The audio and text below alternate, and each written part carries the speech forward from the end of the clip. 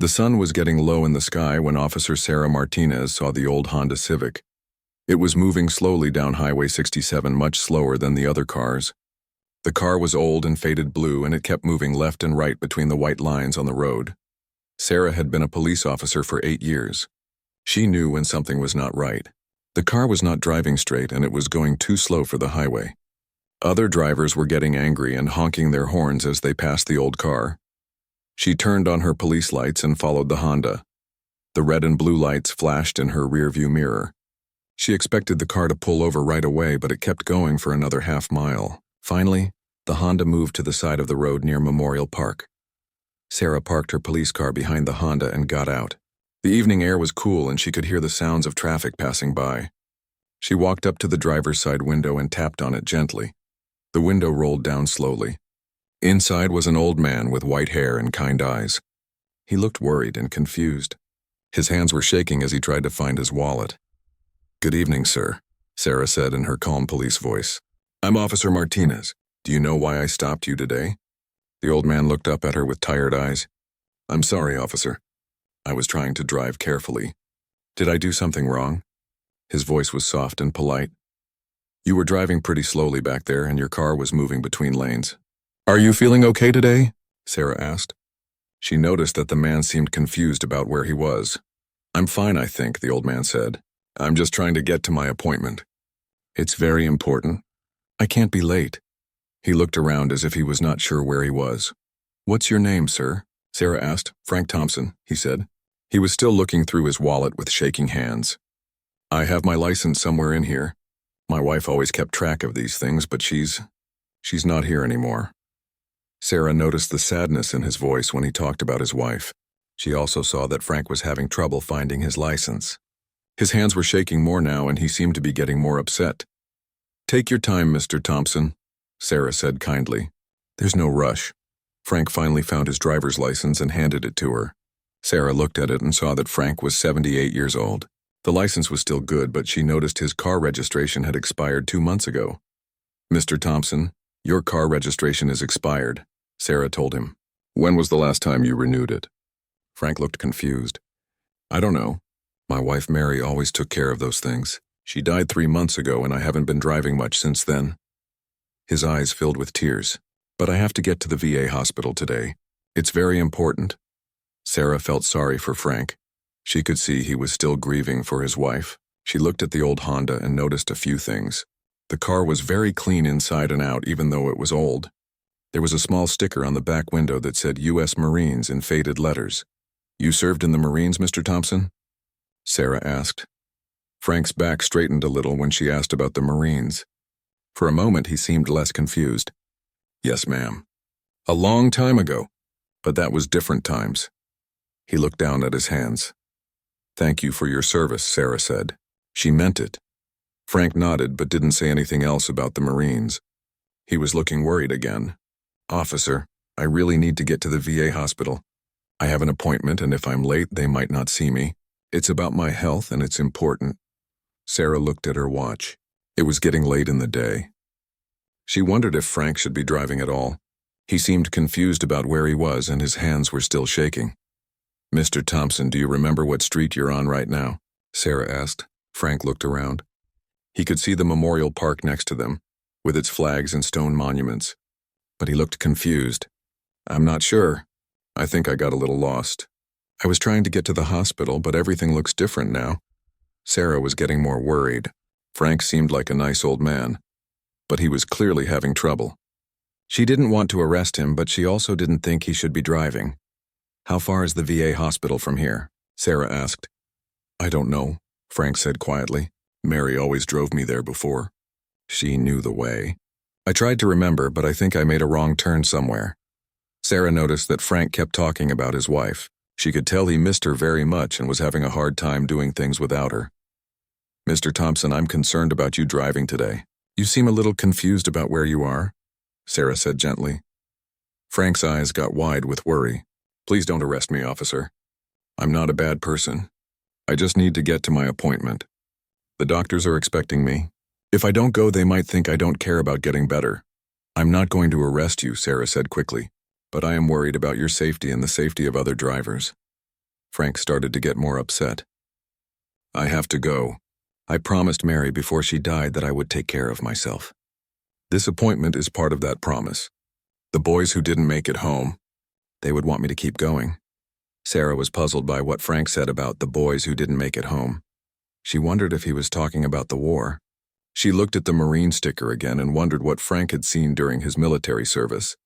The traffic was still heavy on Highway 67 and it was getting darker. Sarah knew she had to make a decision about what to do with Frank.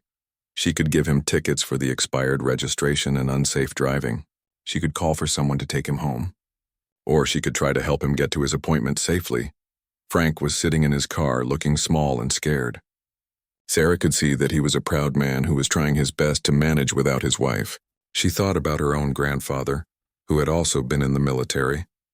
She remembered how hard it was for him when her grandmother died. Mr. Thompson, Sarah said, let me see what I can do to help you get to your appointment safely. Frank looked up at her with hope in his eyes. Thank you, officer. I just want to keep my promise to Mary. Sarah walked back to her police car to think about what to do. She sat in the driver's seat and watched Frank in his old Honda. He was sitting very still, looking straight ahead. She could see that he was trying to stay calm, but his hands were still shaking. She had stopped many drivers over the years, but this felt different. Frank was not like the usual people who drove badly because they were drunk or texting. He seemed like he was trying his best, but was having real problems. Sarah got out of her car and walked back to Frank's window. Mr. Thompson, can you tell me what time it is right now? Frank looked at his old watch. It was a simple silver watch that looked like it had been with him for many years. It's about 4:30 in the afternoon, he said. Sarah looked at her own watch. It was actually 6:15 in the evening. Frank was off by almost 2 hours. This worried her even more. And what day is today? Sarah asked gently. Frank thought for a moment. It's Tuesday, I think. Or maybe Wednesday. I'm not sure anymore. Since Mary died, the days all seem the same. He looked sad and confused. It was actually Thursday. Sarah was now very concerned about Frank. She had seen this before with older people who were having memory problems. Her own grandmother had started getting confused about time and dates before her family realized she needed help. Mr. Thompson, when was the last time you ate something today? Sarah asked. Frank thought about this for a long time. I had some coffee this morning, I think. Or maybe that was yesterday. I don't feel very hungry anymore since Mary's not here to cook. Sarah realized that Frank might not be eating enough. This could make his confusion worse. She also noticed that his clothes looked a little too big for him, like he had lost weight recently. Do you live alone now? Sarah asked. Yes, Frank said quietly. Mary and I lived in the same house for 45 years. Everything there reminds me of her. Her coffee cup is still in the kitchen sink. I can't bring myself to wash it. Sarah felt her heart break a little. She could imagine how hard it must be for Frank to live alone after so many years with his wife.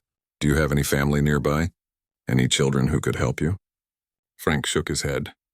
Mary and I never had children. We wanted to, but it just never happened. We had each other, and that was enough. Now I have some neighbors who are nice, but I don't want to bother them. I'm sure your neighbors wouldn't mind helping you, Sarah said. Maybe, Frank said, but I'm used to taking care of myself. In the Marines, they taught us to be independent. I don't like asking for help. Sarah could hear the pride in Frank's voice when he talked about the Marines. Even though he was confused about some things, he remembered his military training clearly. Mr. Thompson, you mentioned an appointment at the VA hospital. What kind of appointment is it? Sarah asked. Frank's expression became serious. The doctor wants to check my mind. I've been having trouble remembering things since Mary died. Sometimes I forget where I put things. Sometimes I forget what day it is. The doctor thinks it might be something serious. Sarah understood now why this appointment was so important to Frank. He was probably having memory problems, and the doctors needed to find out what was causing them. How long have you been having these memory problems? Sarah asked. It started right after Mary's funeral, Frank said. At first I thought it was just because I was sad, but it's getting worse. Yesterday I couldn't remember how to use the washing machine. Mary always did the laundry, but she showed me how to do it many times. I just couldn't remember. Frank looked embarrassed about admitting this. Sarah could see that it was hard for him to talk about not being able to do simple things. There's nothing wrong with needing help, Mr. Thompson, Sarah said kindly. I know, Frank said, but I was a Marine. We were taught to never give up and never show weakness. It's hard for me to admit that I can't do things anymore. Sarah noticed that Frank sat up straighter whenever he talked about being a Marine. It was clearly very important to him even after all these years. When did you serve in the Marines? Sarah asked. I joined when I was 18, Frank said. His voice became clearer when he talked about this. That was in 1963. I served for 6 years. Did 3 tours in Vietnam? Sarah was impressed. 3 tours in Vietnam was a long time to serve in such a dangerous place. She wondered what Frank had seen and done during the war. That must have been very difficult, Sarah said. Frank's eyes got a distant look. It was a different time. We did what we had to do. A lot of good boys didn't make it home. I was lucky. Sarah heard him mention the boys who didn't make it home again.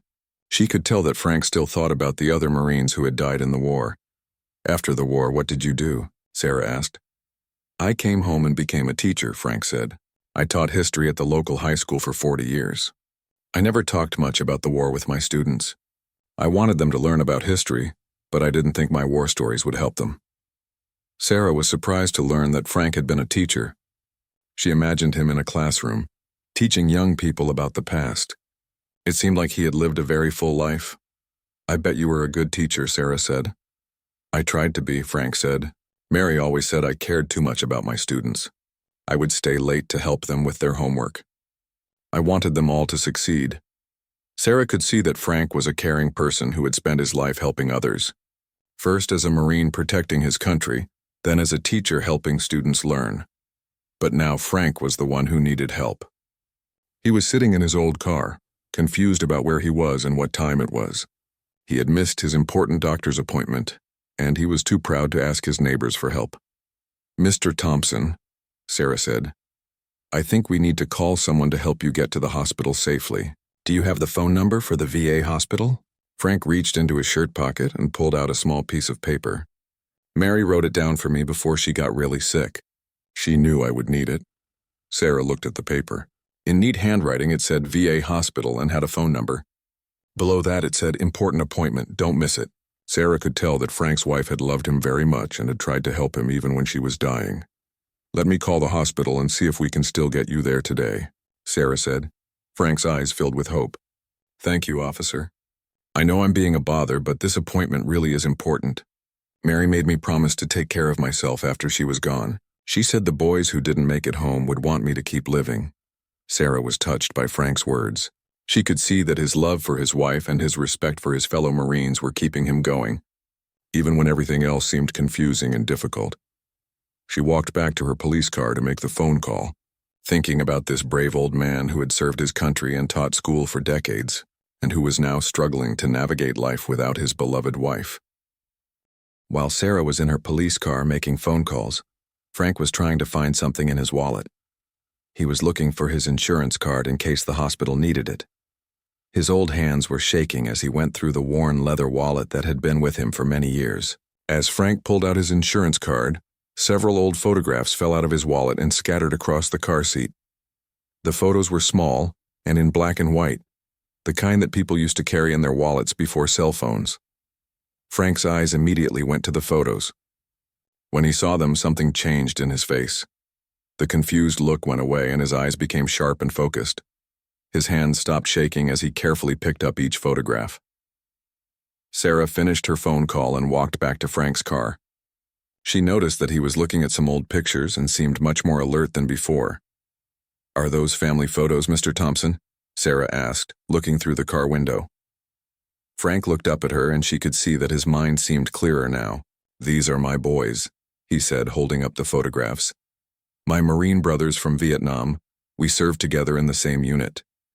Sarah could see that the photographs were very old and had been handled many times over the years.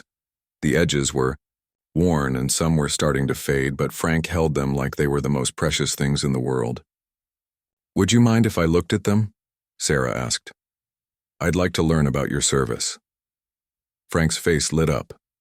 For the first time since she had stopped him, he seemed completely present and aware. Of course, officer. I don't get many chances to talk about these boys anymore. Frank handed her one of the photographs through the car window.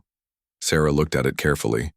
It showed a group of young men in military uniforms, standing in front of what looked like military tents. They all looked very young, probably barely out of high school. That one was taken at our base camp in 1968, Frank said, pointing to the photo. I'm the third one from the left. I was 23 years old then. Sarah looked at the young Frank in the photo. He was tall and strong-looking, with the same kind eyes. She saw now, but his hair was dark and he had a confident smile. It was hard to imagine that this strong young Marine was the same confused elderly man she had just stopped for driving slowly. You all look so young, Sarah said. We were young, Frank agreed. Most of us had never been away from home before. We were scared, but we didn't want to show it. We had each other, and that's what kept us going. Frank handed her another photograph. This one showed the same group of young men, but they were in what looked like a jungle setting. They were wearing combat gear and carrying rifles. Their faces looked more serious in this photo.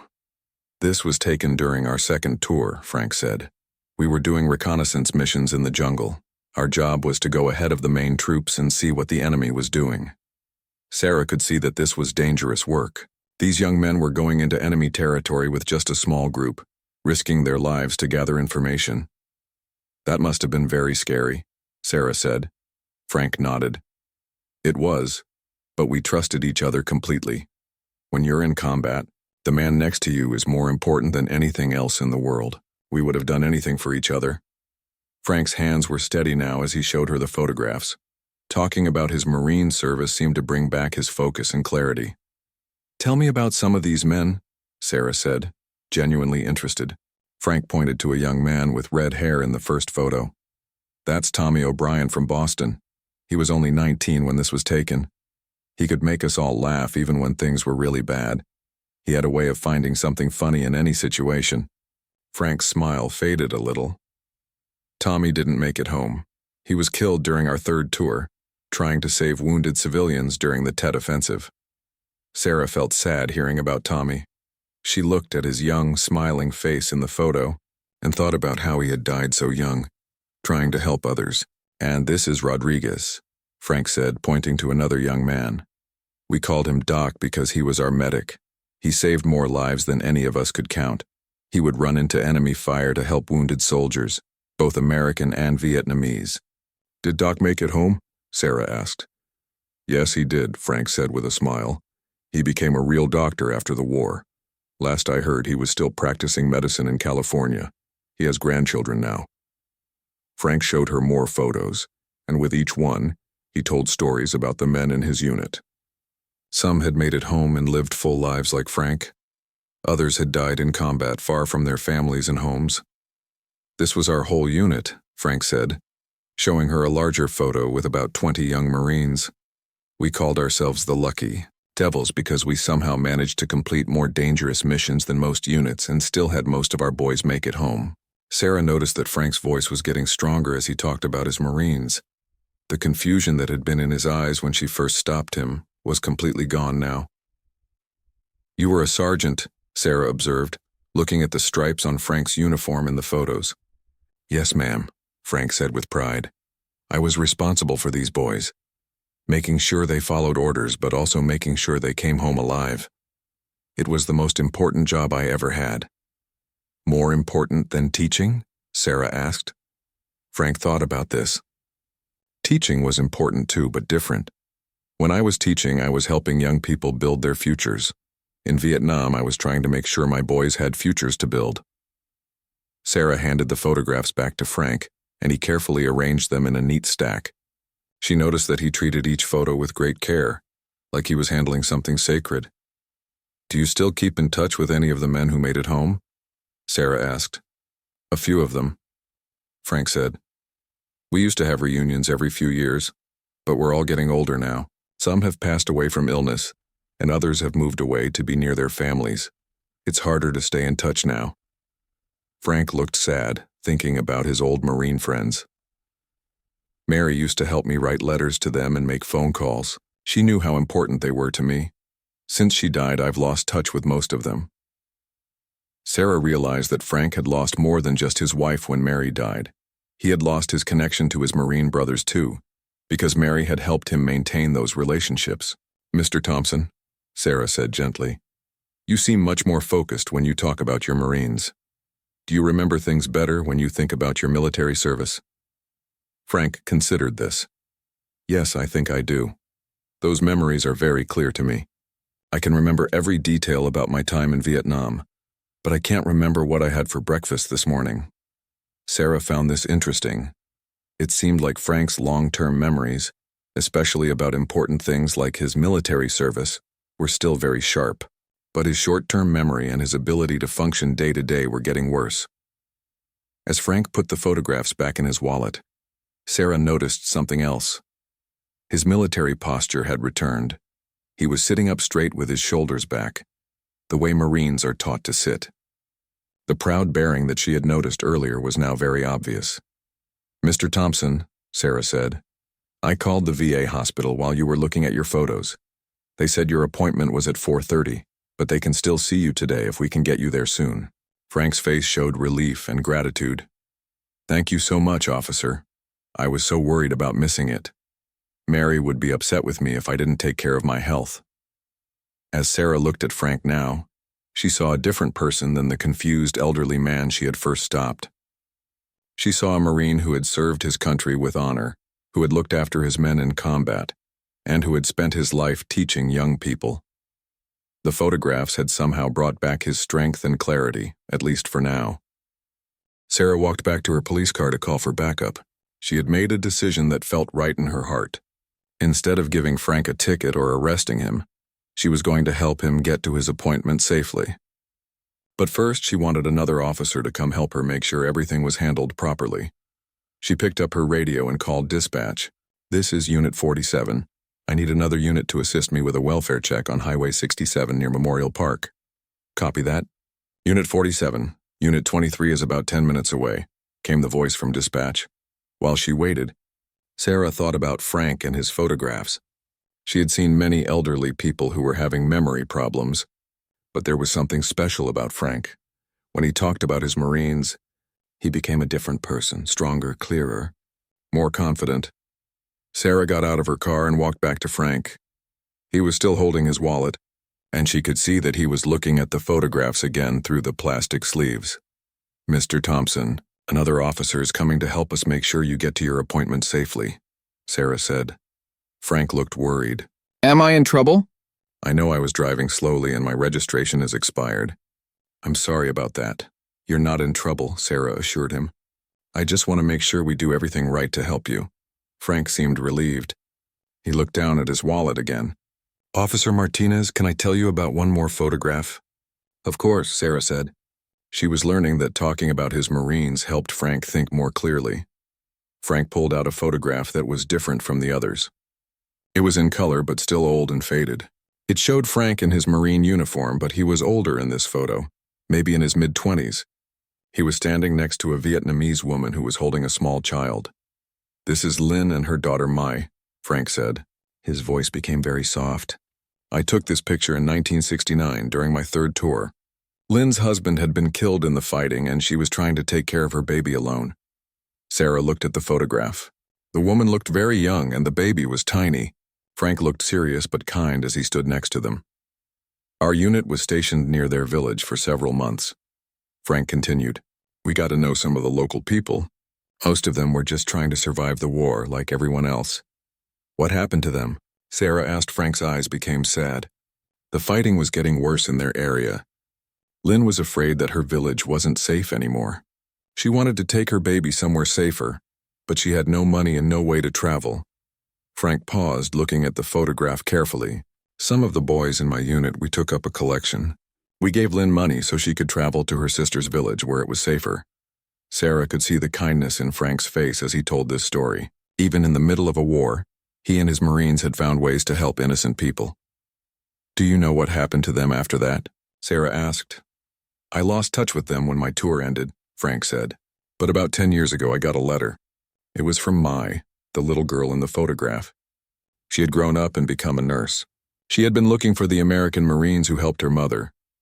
Frank's face lit up with happiness.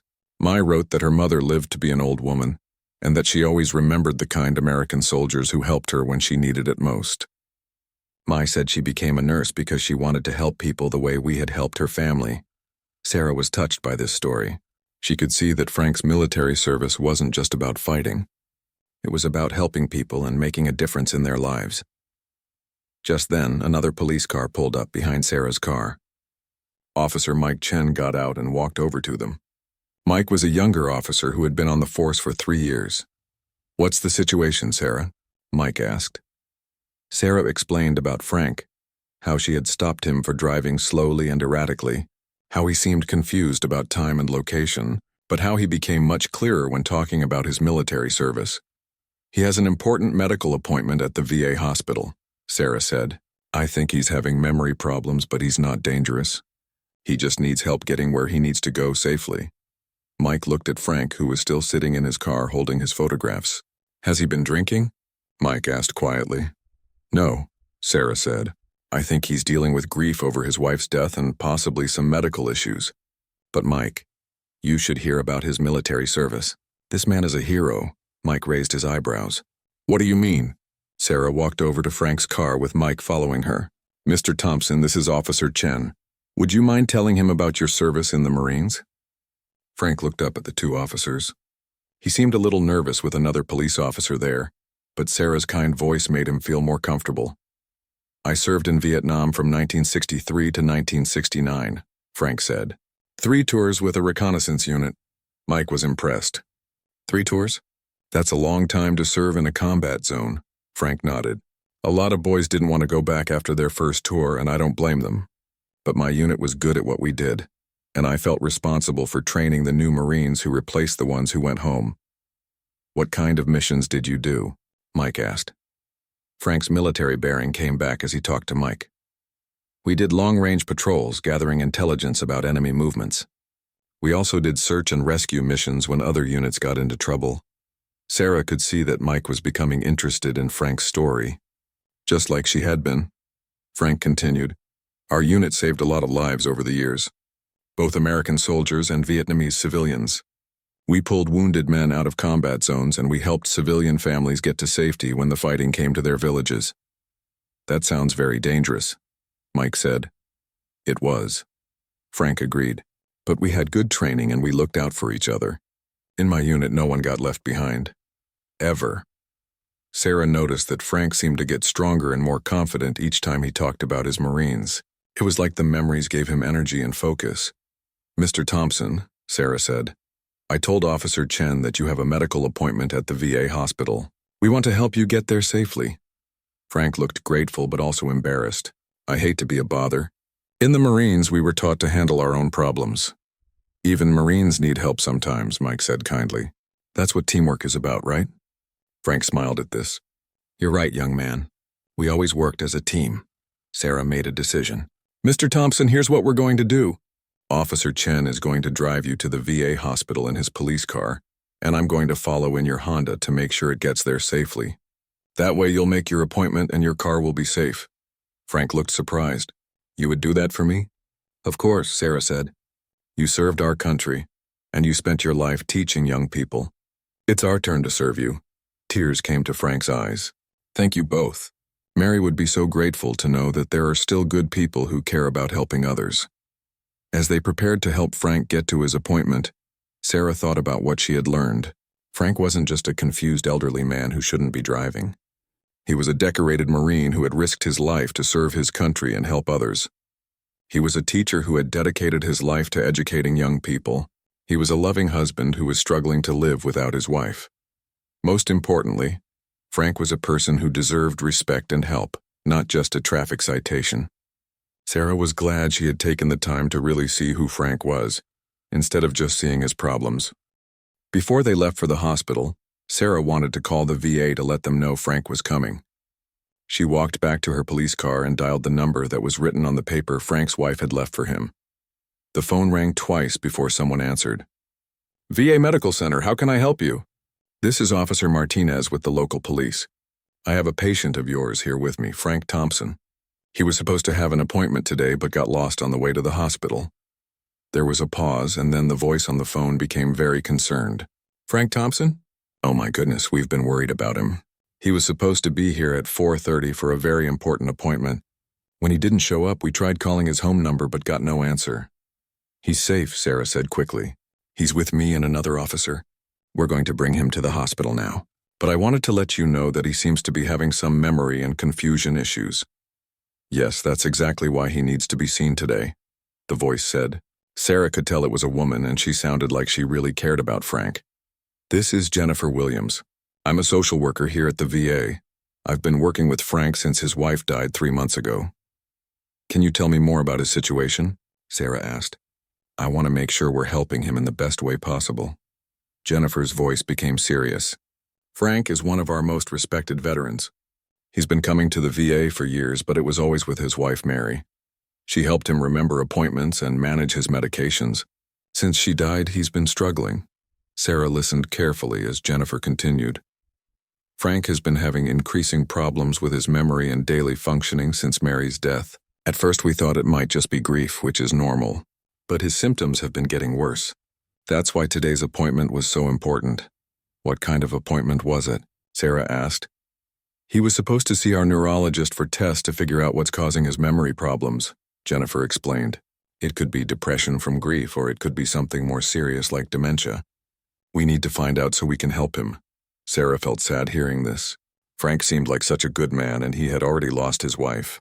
The idea that he might be losing his memory too seemed very unfair. Jennifer, Frank seems much more alert and focused when he talks about his military service, Sarah said. Is that normal? Yes, that's actually very common, Jennifer said. Long-term memories, especially important ones like military service, often stay clear much longer than recent memories. Frank's memories of Vietnam are probably still very sharp, even if he can't remember what he had for breakfast. This made sense to Sarah. She had seen how Frank changed when he looked at his photographs and talked about his Marines. Jennifer, can you tell me more about Frank's military record? He mentioned that he served 3 tours in Vietnam, but he doesn't seem to like talking about himself very much. Jennifer was quiet for a moment. Officer Martinez, Frank Thompson is truly a hero. His military records show that he earned a Purple Heart, a Bronze Star, and several other medals for bravery in combat. Sarah was amazed. Frank had not mentioned any medals when he talked about his service.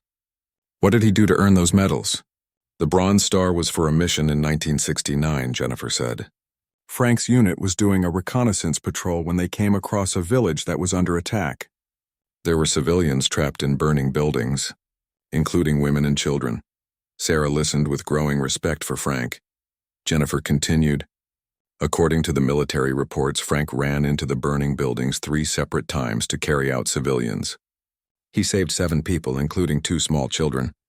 He was wounded by shrapnel during the rescue, but he refused medical treatment until all the civilians were safe. That's incredible, Sarah said. And the Purple Heart? He was wounded twice during his service, Jennifer said. Once during the village rescue I just told you about, and once earlier when his unit was ambushed while trying to rescue other American soldiers who were trapped behind enemy lines. Sarah thought about the quiet, confused elderly man sitting in the old Honda. It was hard to imagine that this same person had been so brave and heroic during the war. Jennifer, does Frank know that you know about his military record? Sarah asked. He knows we have his records, but Frank never talks about his medals or his heroic actions. He always changes the subject when we try to thank him for his service. He just says he was doing his job and that other Marines were braver than he was. This sounded exactly like the Frank that Sarah had been talking to. He had talked about his fellow Marines with great respect and affection, but he had not said anything about his own brave actions.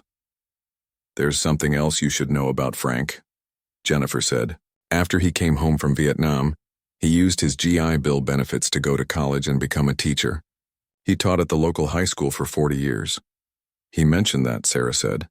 What he probably didn't mention is that he was voted Teacher of the Year 5 times by his students. He started an after-school program to help students who were having trouble with their studies. He also coached the school's academic team to state championships 3 years in a row. Sarah was amazed by everything she was learning about Frank. He had been a hero in war and a dedicated teacher in peace. He had spent his whole life serving others and helping people. Frank sounds like an amazing person, Sarah said. He really is, Jennifer agreed. That's why we're so concerned about him now. Since Mary died, he's been very isolated. He doesn't drive much because he gets confused about directions. He's not eating well because Mary always did the cooking. His neighbors have offered to help, but Frank is too proud to accept help from most people. Sarah thought about what Jennifer had said. Frank's pride and independence, which had probably helped him survive in Vietnam and succeed as a teacher, were now making it harder for people to help him when he needed it most. Jennifer, what will happen at today's appointment? Sarah asked. The neurologist will do some tests to check Frank's memory and thinking abilities. Depending on what they find, we might be able to help him with medications or other treatments. But the most important thing is making sure Frank has the support he needs to stay safe and healthy. What kind of support? Sarah asked. He might need help with daily tasks like cooking and managing his medications. He might need someone to drive him to appointments. If his memory problems are serious, he might even need to move to a place where there are people to help him all the time. Sarah felt sad thinking about Frank, having to leave the home he had shared with Mary for 45 years, but there are also programs that can help him stay in his own home if that's what he wants, Jennifer added quickly. The VA has services for veterans like Frank. We can arrange for people to check on him, help him with shopping and cooking, and make sure he gets to his medical appointments. That sounds much better, Sarah said. Officer Martinez, I'm very grateful that you found Frank and that you're bringing him here, Jennifer said. A lot of people wouldn't have taken the time to really see who Frank is and what he needs. Frank is a special person, Sarah said. Anyone who met him and heard his story would want to help him. You'd be surprised, Jennifer said sadly.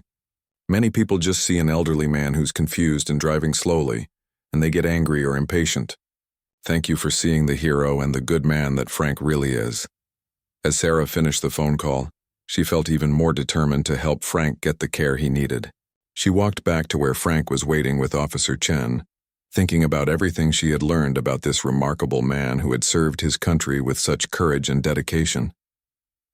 Sarah walked back to Frank's car where he was talking with Officer Chen.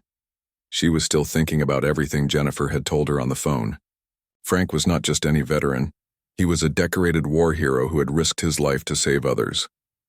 Mr. Thompson, Sarah said, I just spoke with Jennifer Williams at the VA. She's very glad that we found you and that you're safe. Frank's face showed relief. Jennifer is very kind to me. She's been helping me figure out how to manage things since Mary died. I hope she's not angry that I missed my appointment. She's not angry at all, Sarah assured him. She's just concerned about you. She told me that you're very important to everyone at the VA. Frank looked surprised. I don't know why I would be important. I'm just one of many veterans who need help. Officer Chen looked at Sarah with curiosity. He could tell from her expression that she had learned something significant about Frank during her phone call. Mr. Thompson, Sarah said gently. Jennifer told me about some of your military awards. You never mentioned that you earned a Bronze Star and a Purple Heart. Frank looked down at his hands and seemed embarrassed. Those medals don't matter much now. A lot of Marines got medals. I just did what anyone would have done. Not everyone would have run into burning buildings to save civilians, Sarah said softly. Frank looked up at her with surprise. Jennifer told you about that? She did. She told me that you saved 7 people, including 2 children, from a burning village in 1969, and that you were wounded during the rescue but refused medical help until everyone was safe. Officer Chen stared at Frank with new respect. Mr. Thompson, that's incredibly brave. You're a real hero. Frank shook his head. I wasn't any braver than the other boys in my unit. We all looked out for each other, and for the innocent people caught up in the war. Tommy O'Brien, the boy I told you about who didn't make it home, he would have done the same thing. Sarah could see that Frank truly believed what he was saying. In his mind, his heroic actions were just normal behavior for a Marine. Frank, Sarah said, using his first name for the first time. Can you tell us more about that mission? The one where you saved those people? Frank was quiet for a moment, looking at his hands. Then he began to speak in a clear, steady voice. It was during the Tet Offensive in 1969. My unit was doing a patrol near a small village when we heard gunfire and explosions. When we got closer, we could see that the village was under attack. Frank's eyes became distant as he remembered. The enemy soldiers had set fire to several buildings and were shooting at anyone who tried to escape. We could hear people screaming inside the burning buildings. Officer Chen listened intently as Frank continued. My sergeant radioed for backup, but we knew it would take time for help to arrive. There were innocent people dying while we waited. I couldn't just sit there and listen to them scream. What did you do? Sarah asked. I told my boys to give me covering fire, and I ran to the first burning building. Inside, I found an old man and his grandson. The old man had been hurt and couldn't walk, so I carried him out on my back and led the boy to safety. Frank paused, lost in the memory. Then I heard a baby crying in another building. The roof was starting to collapse, but I knew there was a family in there. I went back in and found a woman with her baby and a little girl. The woman was too scared to move, so I had to convince her to trust me. How did you get them all out? Officer Chen asked. I carried the baby and led the woman and little girl through the smoke to safety. But as we were coming out, part of the building exploded from the fire. That's when I got hit with shrapnel in my leg and shoulder. Sarah winced, imagining how much that must have hurt. But there were still people trapped in a third building, Frank continued. I could hear them calling for help. Even though I was bleeding, I knew I had to try to reach them before the whole building came down. Frank, you were already wounded, Sarah said. You could have waited for help to arrive. Frank looked at her with serious eyes. Officer, when you hear people crying for help, you don't think about being wounded. You just think about saving them. That's what Marines do. What happened next? Officer Chen asked. I went into the third building and found 2 more children and their grandmother. The old woman couldn't walk because she had been hurt in the explosions. I carried her out first, then went back for the children. Frank's voice became sad. By the time I got everyone out, the whole village was burning. These people had lost their homes and everything they owned. But at least they were alive. Sarah was amazed by Frank's story. She tried to imagine being in that situation, wounded, in danger, but still going back again and again to save people he didn't even know. What happened after that? Sarah asked. My unit's medic patched me up as best he could, and we waited with the civilians until backup arrived and could take them to a safe place. Later, when we got back to base, my commanding officer put me in for the Bronze Star. Frank shook his head, but I never understood why. Any Marine would have done the same thing. Rodriguez, our medic, was just as brave as I was. He ran into dangerous situations all the time to help wounded soldiers. Officer Chen was amazed by Frank's modesty. Mr. Thompson, not everyone would have risked their life like that for strangers. They weren't strangers, Frank said simply. They were people who needed help. In combat, you learn that we're all just human beings trying to survive and protect the people we love. Sarah thought about what Frank had said. Even in the middle of a war, he had seen the Vietnamese civilians not as enemies but as people who deserved to be saved. Jennifer also told me that you became a teacher after the war, Sarah said. You taught high school for 40 years. Frank's face softened. Teaching was different from the Marines, but it was still about helping people. Instead of protecting lives, I was helping young people build their futures. Were you a good teacher? Officer Chen asked. Frank smiled. I tried to be. Mary always said I cared too much about my students, but I couldn't help it. When you see a young person struggling with their studies, you want to do everything you can to help them succeed. Jennifer told me that you were Teacher of the Year 5 times, Sarah said. Frank looked embarrassed again. The students were very kind to vote for me, but there were many other teachers who deserved it just as much. Sarah was beginning to understand Frank's character. Whether he was saving people in Vietnam or teaching students at home, Frank always focused on helping others. And he never thought he deserved special recognition for doing what he saw as his duty. Mr. Thompson, Sarah said, you've spent your whole life serving others, first as a Marine, then as a teacher. You're a true American hero. Frank shook his head gently. The real heroes are the boys who didn't make it home from Vietnam, and the teachers who are still in the classroom today, working with kids. I'm just an old man who needs help remembering things now. Sarah and Officer Chen exchanged glances. They both understood that they were in the presence of someone truly special, a man who had shown incredible courage in war and incredible dedication in peace, but who saw himself as just an ordinary person doing his job. Instead of giving Frank tickets for his expired registration and slow driving, Sarah and Officer Chen decided to help him get to his appointment safely. Officer Chen helped Frank into his police car, while Sarah got into Frank's old Honda to drive it to the VA hospital. As they drove through town, Sarah thought about Frank's story. She had started her shift expecting to write traffic tickets and handle routine calls. Instead, she had met a genuine American hero who needed help. The drive to the VA hospital took about 20 minutes. Frank seemed much calmer now that he was going to make his appointment. Through the rearview mirror of the police car, Sarah could see him talking with Officer Chen, probably sharing more stories about his Marines. When they arrived at the hospital, Jennifer Williams was waiting for them at the entrance. She was a woman in her 50s with kind eyes and a warm smile. She hurried over to Frank as soon as Officer Chen helped him out of the police car.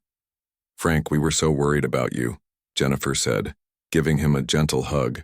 "I'm so glad these officers found you and brought you here safely." Frank looked embarrassed but grateful. "I'm sorry I worried everyone. I got confused about the directions and couldn't remember how to get here." "That's exactly why you need to see the doctor today," Jennifer said kindly. "We're going to figure out how to help you with these memory problems." Sarah walked over to them carrying Frank's wallet and keys. "Jennifer, this is Frank's wallet. He showed us some photographs of his Marines from Vietnam. Talking about his military service seemed to help him think more clearly." Jennifer nodded. "That's very common with veterans. Their military memories often stay sharp even when other memories start to fade." Officer Chen joined them. "Ma'am, Mr. Thompson told us about some of his combat experiences." "He's truly a hero," Frank shook his head. "I keep telling everyone I'm not a hero. I was just doing my job." Jennifer smiled at Frank's modesty. "Frank, you say that every time someone thanks you for your service. But the rest of us know better." As they prepared to go inside, Sarah had an idea. "Jennifer, would it be okay if Officer Chen and I checked on Frank occasionally? Maybe we could stop by his house sometimes to make sure he's doing okay." "I think that would be wonderful," Jennifer said. "Frank needs people looking out for him, especially people he trusts." Frank looked touched by Sarah's offer. "You've both been so kind to me already. I don't want to be a bother." "You wouldn't be a bother, Mr. Thompson," Sarah said. "It would be an honor to check on you." After Frank went inside for his appointment, Sarah and Officer Chen drove back to the police station. But Sarah couldn't stop thinking about Frank. When she got home that evening, she told her husband about meeting the war hero who had been confused and lost. Her husband was amazed by Frank's story. "You should tell people at the station about this," he said. "Maybe some of the other officers would want to help check on him too." Sarah thought this was a good idea. The next day at work, she told her sergeant and several other officers about Frank Thompson. Word spread quickly through the small police department. Officer David Rodriguez, whose grandfather had also served in Vietnam, was particularly interested. "I'd like to meet this Marine," he said. "My grandfather always said that Vietnam veterans looked out for each other. Maybe it's time for us to look out for them."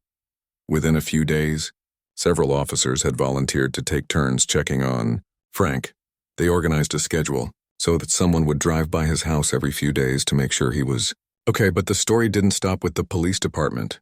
Officer Chen mentioned Frank to his neighbor, Mrs. Peterson, who worked at the local newspaper. She asked if she could write a story about the war hero who had been helped by caring police officers. Sarah wasn't sure if Frank would want his story in the newspaper, so she called Jennifer at the VA to ask what she thought. "I think Frank needs more community support than he's getting," Jennifer said. "He's too proud to ask for help, but if people knew who he really is, I think they'd want to help him." With Jennifer's encouragement, Sarah agreed to let Mrs. Peterson write the story. But she asked that the focus be on Frank's service and how the community could support its veterans, not on his current problems. When the story appeared in the local newspaper a week later, the response was immediate and overwhelming. The headline read, "Local war hero and beloved teacher needs community support." The article told about Frank's 3 tours in Vietnam, his Bronze Star for saving civilians from a burning village, and his 40 years as a dedicated high school teacher. It also mentioned that he was struggling with memory problems since his wife's death and could use help from his community. Within hours of the newspaper hitting the streets, Frank's phone was ringing constantly. Former students called to thank him for being such a good teacher and to offer help with shopping and household chores. Parents of students he had taught decades ago called to say they remembered how much he had cared about their children. Local veterans organizations, which had tried for years to honor Frank properly, saw this as their chance. The American Legion post commander called Frank to invite him to speak at their next meeting. The VFW wanted to present him with a special recognition award, but the most touching responses came from ordinary community members who simply wanted to help. The owner of the local grocery store called to offer free delivery of groceries to Frank's house. A retired nurse offered to drive him to medical appointments. The pastor from the church that Frank and Mary had attended for 30 years stopped by to check on him and invite him to come back to services. Even teenagers got involved. The current students at the high school where Frank had taught started a campaign to help him. They organized a car wash to raise money for veterans services and made him a huge card, signed by hundreds of students. Frank was overwhelmed by all the attention and offers of help. He called Sarah to thank her for everything she had done. "Officer Martinez, I don't know how to thank you," Frank said on the phone. His voice was clearer than it had been the day she stopped him. Mary would have been so amazed to see how many people care. "Frank, you've spent your whole life helping others," Sarah said. "It's time to let others help you." "I'm learning that," Frank said. "Jennifer at the VA says that accepting help gracefully is another way of serving others. She says it gives people the chance to do something good." Sarah smiled. That sounded like something a wise social worker would say. "The doctor says my memory problems might be related to depression and grief," Frank continued. "With the right treatment and more social contact, I might get better. He also says that staying connected with other people is very important for my health." "That's wonderful news," Sarah said. "And it sounds like you'll have plenty of people to stay connected with." Frank laughed, and Sarah could hear the old strength in his voice. "Yes, it seems like I'm going to be busier than I've been in months. The American Legion wants me to help them plan a memorial service for Veterans Day, and some of my former students are organizing a reunion." As Sarah hung up the phone, she felt proud of what had happened.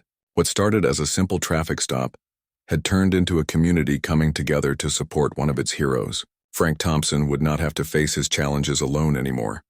3 weeks after Sarah had first stopped Frank on Highway 67, the small town was preparing for something special. Despite Frank's protests, the mayor and several community organizations had decided to hold a ceremony to honor him properly. The ceremony was planned for Memorial Park, the same place where Sarah had first pulled Frank over. The mayor thought it would be meaningful to hold the event there, where Frank's journey back to his community had begun. Frank had tried to refuse the honor. He called Sarah several times, asking her to help him convince people that he didn't deserve a big ceremony. "There are other veterans who did much braver things than I did," Frank told Sarah over the phone. "And there are other teachers who helped more students than I did. I don't understand why everyone is making such a fuss."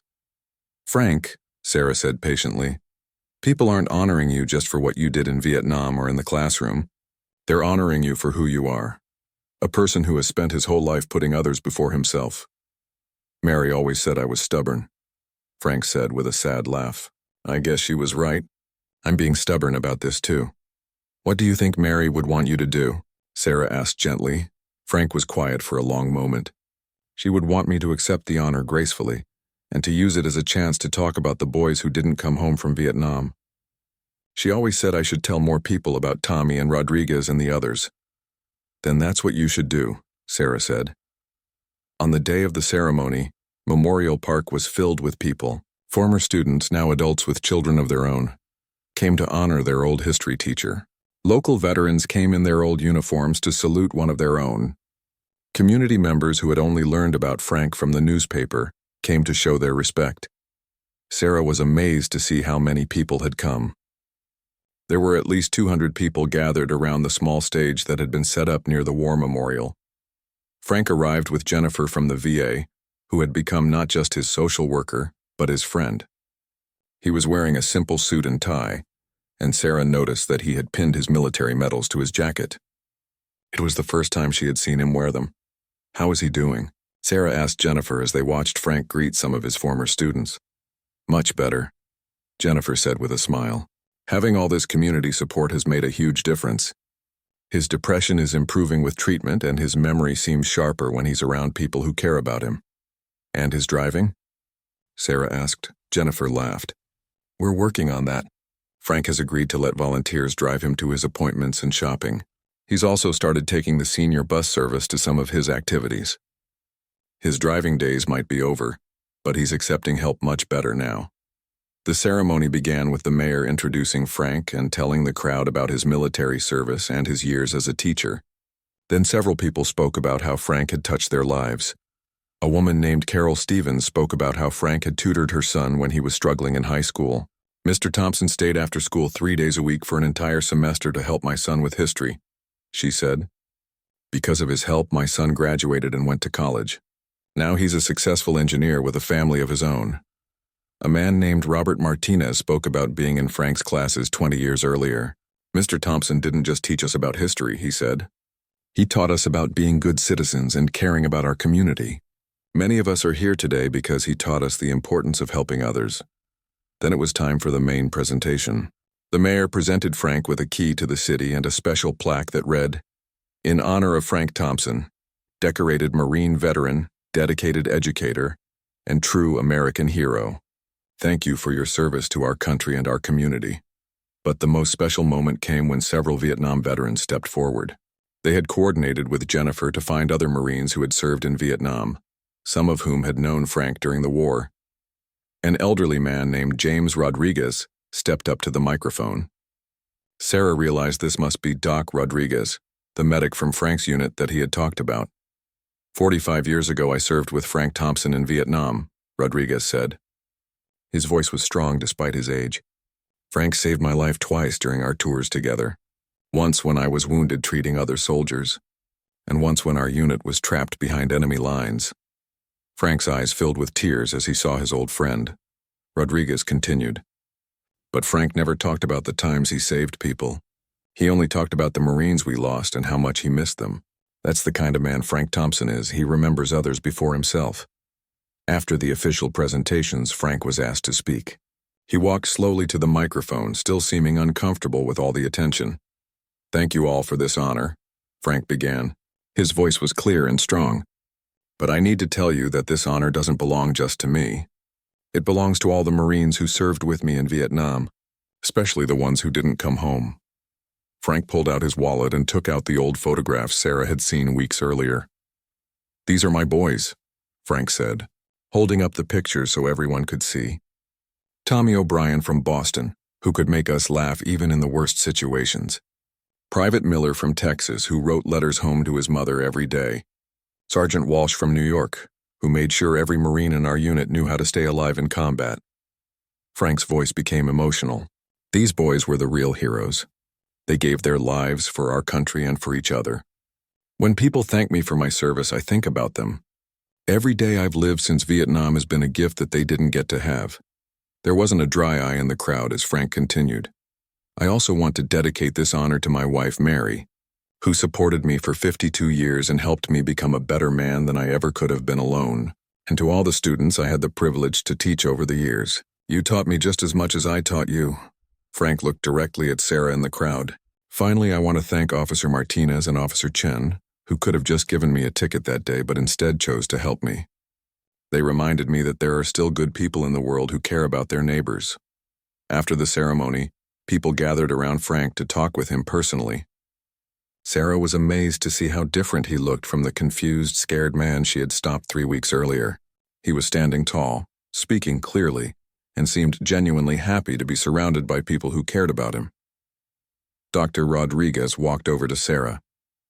"Officer, I want to thank you for what you did for Frank. He told me how you took the time to really see who he was, instead of just seeing his problems."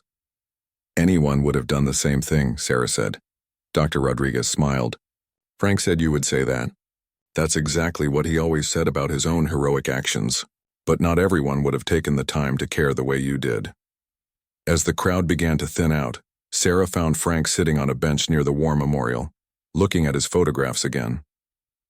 But this time he wasn't alone. Several other veterans were sitting with him, sharing their own stories and memories. "Frank," Sarah said, walking over to him, "how are you feeling?" Frank looked up at her with eyes that were bright and clear. "I feel grateful, Officer Martinez. For the first time since Mary died, I feel like I'm part of a community again." "You always were part of this community," Sarah said. "People just didn't know how much they needed you until now." Frank smiled. "Jennifer says that sometimes good things come out of difficult situations. If I hadn't gotten confused and lost that day, none of this would have happened. I would still be sitting alone in my house feeling sorry for myself. And I wouldn't have learned about what real heroism looks like," Sarah said. Frank shook his head. "You and Officer Chen showed real heroism that day. You chose to help when you could have just done your job and moved on. That's what heroes do. They help people when they don't have to." As Sarah prepared to leave, Frank called out to her. "Officer Martinez, I have something for you." He reached into his jacket pocket and pulled out a small American flag pin. This was Mary's. She wore it every day to show her pride in our country and in the people who serve it. I'd like you to have it. Sarah felt tears come to her eyes. Frank, I can't take something that belonged to Mary. Please, Frank said. Mary would want you to have it. She always said that the best way to honor those who serve is to serve others yourself. You served me that day when I needed it most. Sarah accepted the pin and hugged Frank gently. Thank you, Frank, for everything. As Sarah drove away from Memorial Park, she thought about how much had changed in just 3 weeks. Frank Thompson was no longer a confused, isolated elderly man. He was a respected member of his community again, surrounded by people who cared about him and valued his contributions. The traffic stop that had started as a routine call had become something much more meaningful. It had reminded Sarah why she had become a police officer in the first place, not just to enforce laws, but to help people and make her community a better place. Frank's story had also brought the community together in a way that nothing had in years. People who had never spoken to each other before were now working together to support their local veterans.